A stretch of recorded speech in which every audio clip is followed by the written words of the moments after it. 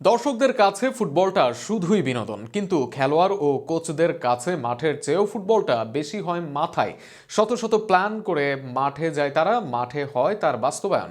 ব্রাজিলের coach Carlo আনচেলত্তিও বিশ্বকাপের জন্য তেমন পরিকল্পনাই করে রেখেছেন। সেখানে কেমন হতে পারে কার্লোর পরিকল্পনা, ব্রাজিলকে বিশ্বকাপ জেতাতে কি কি পদক্ষেপ নেবেন এই কোচ, তা নিয়ে থাকছে প্রতিবেদন।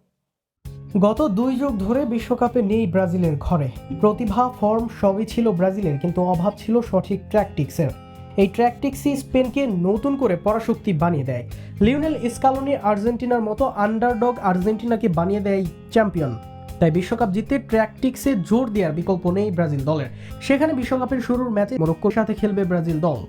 সেখানে 4-3-3 ফরমেশন হতে পারে সেরা ফরমেশন। বিপক্ষে যারাই খেলেছে সাম্প্রতিক সময়ে মিডফিল্ডে রেখেছে 3 বা 4 জন খেলোয়াড়, কেননা আফ্রিকার দেশ হলেও মরক্কোর বল প্লেয়িংয়ে বেশ উন্নত।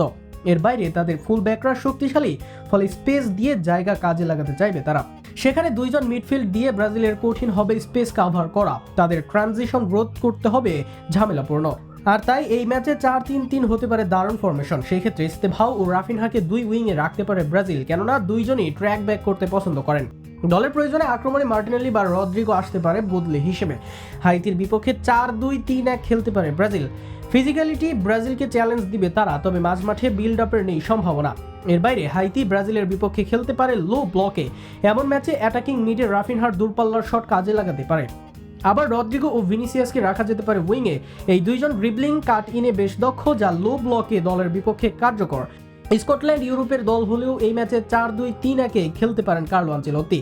আবার প্রয়োজনে ফরমেশনটাকে 4-4-2-এও রাখতে পারেন এই কোচ, কেননা মাঝ মাঠে সেই মানের শক্তি নেই স্কটল্যান্ড দলের। যদিও কুইক কাউন্টারের উপর চেয়ে থাকবে তারা, তবে টেকনিক্যালি ভালো প্ল্যান করতে পারলে তাদেরকে বধ করতে খুব কঠিন হবে না। এই ম্যাচে কুনহা বা পাকুয়েতা নাম্বার 10 রুল দেওয়া হতে পারে। আবার উইংয়ে ভিনি এস্তেভাওদের দেওয়া হতে পারে সুযোগ। সব মিলিয়ে টেকনিক্যালি প্রাথমিকভাবে গ্রুপ পর্বে এই পরিকল্পনা করার সম্ভাবনা বেশি ব্রাজিল দল। এরপর ম্যাচ ভেদে, প্রতিপক্ষ ভেদে আসতে পারে তাদের কৌশলে পরিবর্তন।